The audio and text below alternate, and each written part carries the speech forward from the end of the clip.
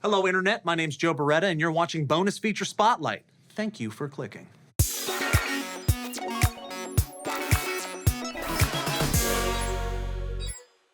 Blade Runner, Gladiator, Black Hawk Down. Zero of these films have anything to do with what I'm wearing. But in case you haven't been paying attention, Ridley Scott likes to go big. Throughout his career, the visionary director has continually set the standard for the modern cinematic epic. His uncanny ability to create entire worlds so rich with detail is a testament to the amount of work that he puts into them before filming ever begins. Cut to 2010.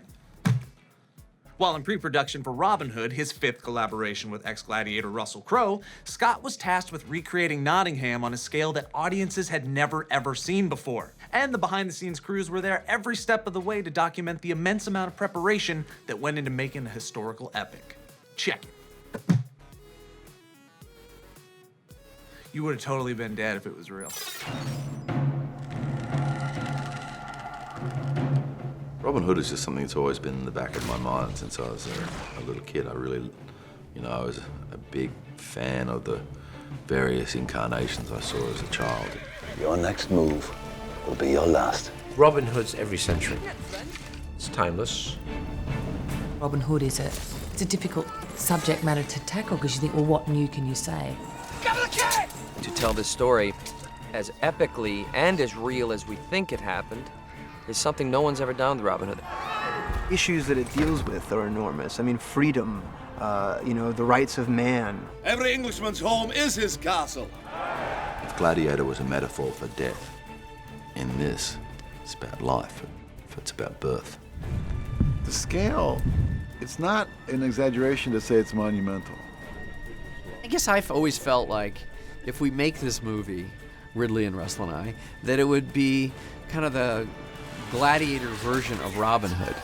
I wanted to experience the Crusades, experience a really brutal time. I was kind of worried about Wales because of 9 days, and it's entirely impractical because you've got moving water, moving boats, horses, troops in armor, so if you fall down in 7 feet of water, you're going to drown. It was a nightmare.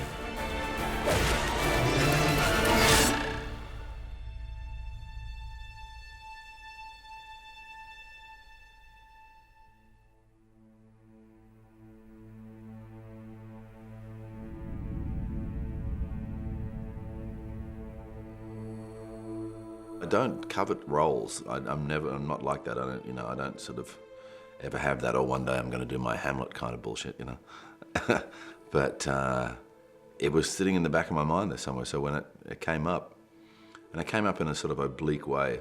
It began with Russell Crowe. It was a spec script that was given to me with Russell Crowe. There was a script floating around called Nottingham, and Brian said to me, there's this revival thing of Robin Hood from a different perspective. Would you like to do that? Well, Russell and I talked about it, and we said, who would be the best director for this? And we both said Ridley Scott. Russell called me up and said, we've got this Robin Hood thing. Let's engage. And cut long story short, I did.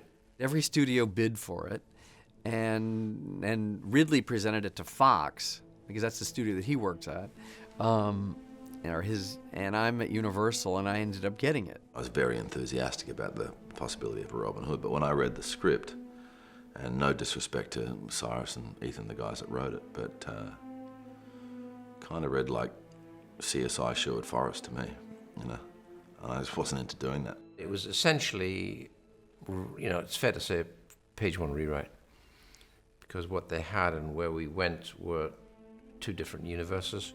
I got a call from Ridley Scott, who was going to direct the film, and he said that he was involved in a Robin Hood film, but it wasn't the version of it that he wanted to do.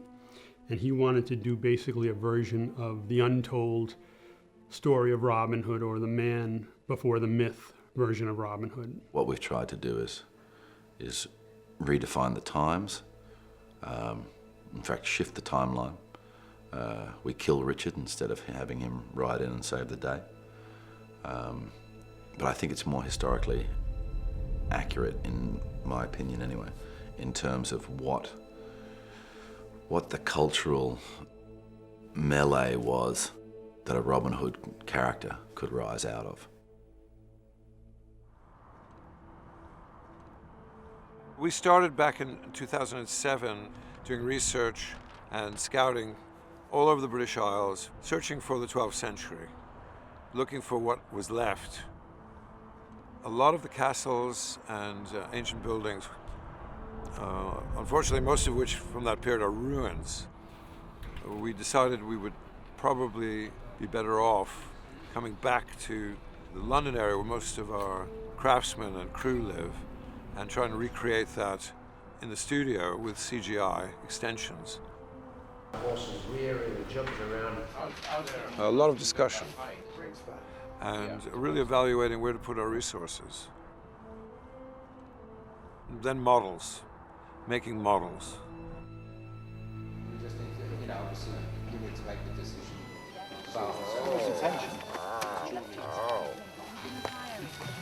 Bounced a bit in the car, but it's all there. Cheers. We scouted for sites for Nottingham town. The important thing there was to find a site where we could do most anything we wanted to do, as well as having a lot of very mature oak trees of great beauty. How old is he, do you reckon? That one there? Yeah. Oh, that's probably 600 or 700 years old, that one. We had a lot of cooperation from the National Trust, and we managed to get permission to use some of their forests, but we weren't allowed to disturb the ground, which is a great limitation when you're trying to build a whole town. So in the course of our scoutings, we covered different areas, and in one particular area, not too far from the studio, we found a private estate with ancient oaks and rolling fields and a beautiful topography and stream, with a very cooperative landlord who was very interested in film and allowed us to actually do everything we needed to do. Most of our burning was done, however, at Bourne Wood, where we had our Barnsdale set. So we built an entire medieval town there as well, and also a French castle, which is where we shot the battle in which King Richard is killed. Barnsdale is the acknowledged home of the legend of Robin Hood, so we had to include that in the movie. On the backlot of Shepperton, we began 16 weeks ago to build the exterior of the Tower of London. It's a fragment of the whole Tower of London complex as it would have been in the 12th century, and a part of London town surrounding it. There's an enormous scaffolding structure within it. It goes up about 65 feet to the top of the tower.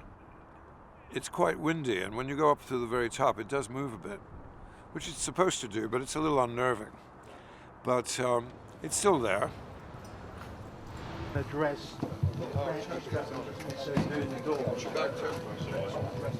And you've got John's bedroom and Eleanor's chamber here.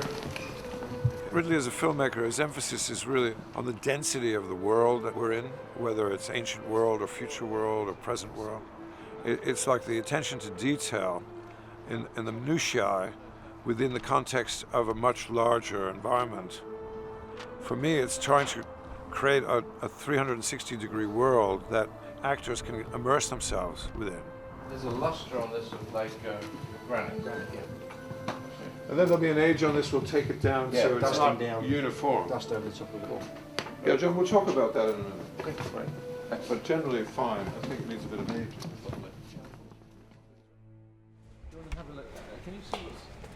This is what we're going to do with the flocking of the horses.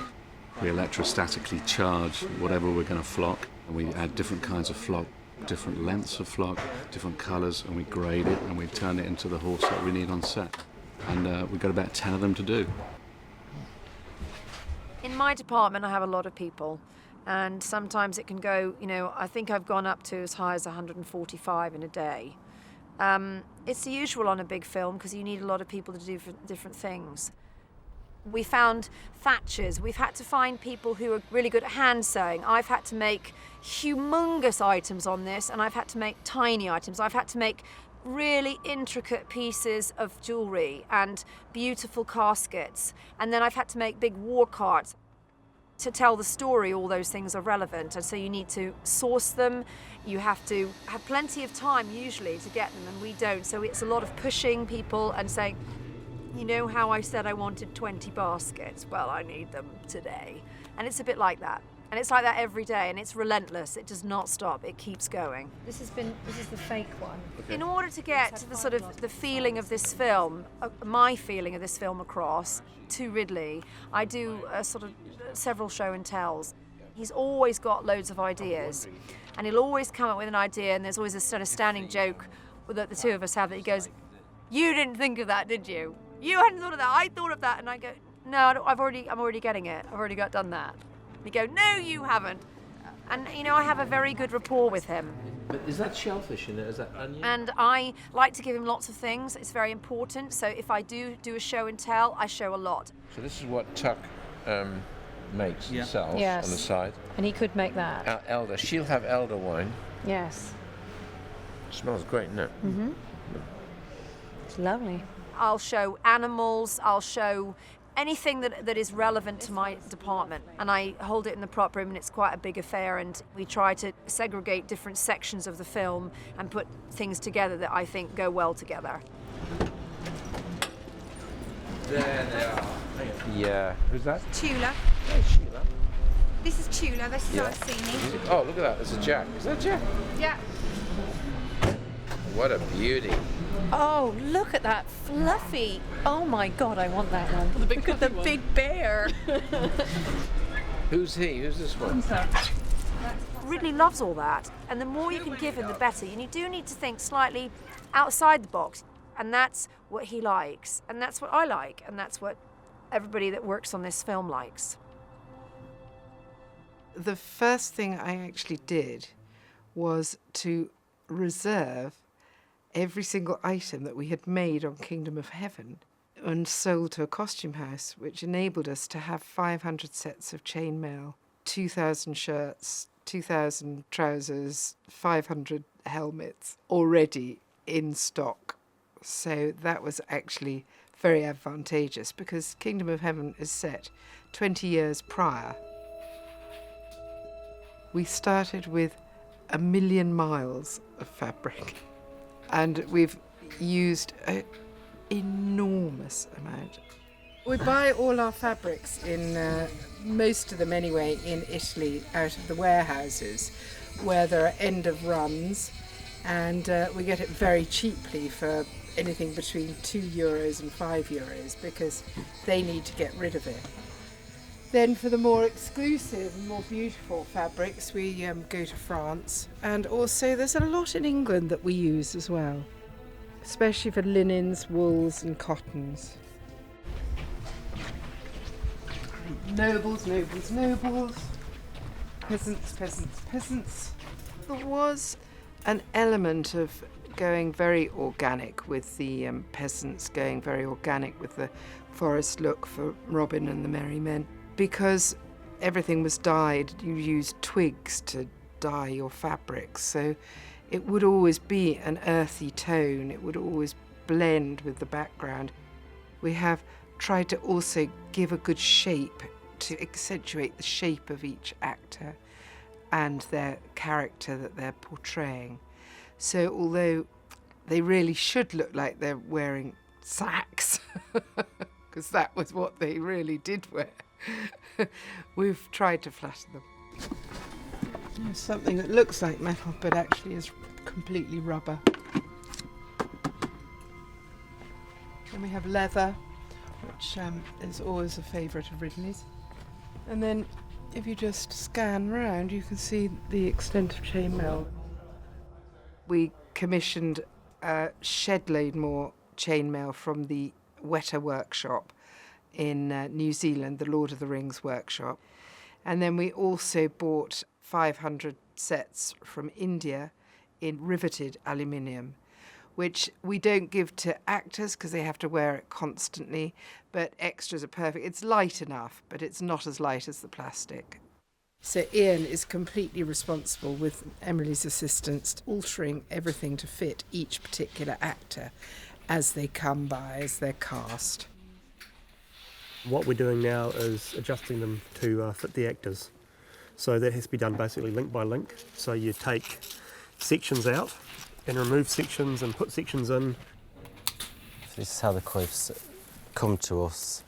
This is before fitting.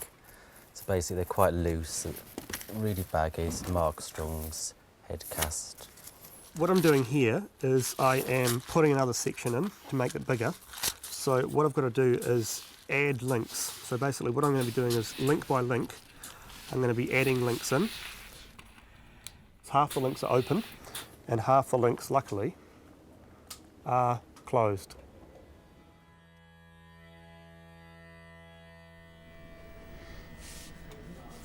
Is it like that? No, it's like that. I got a guy just going, whoa, like a wham. That would work even cut, better. bam, Yeah. pull him off his feet, then drag him. Yeah. It's every kid's dream, isn't it, to be in charge of all the weapons? You know, you come to work each day and, you know, what are you going to do? You're going to shoot arrows and wield swords and make shields. You know, it is every kid's dream. When we started a film like this, we knew we had to have loads of bows and loads of arrows. Yew bows, for this film, we will have made 200 bows from scratch. These have been made by our bow maker, Steve Ralphs. Yew wood is actually an endangered species and incredibly hard to find and expensive, so we have to find what the medieval bowyers called the mean woods, such as ash, sycamore, elm, and even that is a hard task. This material, this ash, actually comes in as flooring, and I have to get to it before the guys that make the flooring do. So I'm there Monday morning when the lorries come in saying, I'll have that one, and I select the timber. And I have been known to make 10 of these bows a day, and it's very exhausting. Arrows, we've made 6,000 so far. We're probably going to get up to 10 by the end of the film. Producers on every film where we have arrows get quite annoyed at the cost of them. And I think it's only when you explain to them what goes into an arrow. It can't just be made from any old piece of wood. It can't shatter when we fire it. When we're manufacturing arrows, one person can assemble the arrow without the tip on it. They can do 40 in a day. Each feather that you see on these arrows, they've all got 3, are hand glued on, and then each one has to be tied on with these little bits of cotton here, so it's very labour intensive. A large percentage of the swords here have been made new for this film. Some of them have come in from other films that we've worked on. The percentage of ones we've made, we've been working on for about 4 months now, making all the component parts up. You're going to see a lot of shields in this film. Our hardest thing is to make a shield that looks realistic, but is not too heavy that the extra won't carry it. Because you can imagine on some films, you give the extra something to carry, it's too heavy, he'll lose it somewhere. The shields, it's a bit of a trade secret. We make them out of cardboard tubes. We've made all of our shields from these. We cut the shape out of the shield, and then we'll start to build on that. I think it's at least 5 hours for each shield minimum. So with 1,600 shields, you can see where the money goes. I know a great art director when I see one. I know a great stylist when I see one. I know a great costume wardrobe person when I see one. I know a great person who can do just the hair. The hair can fuck you up on the morning so badly you wouldn't believe. When the wig is bad or something, or you don't have to have a wig, it should have been grown. All these things come to bear, and they're part of the decision-making process that I go through to form my team.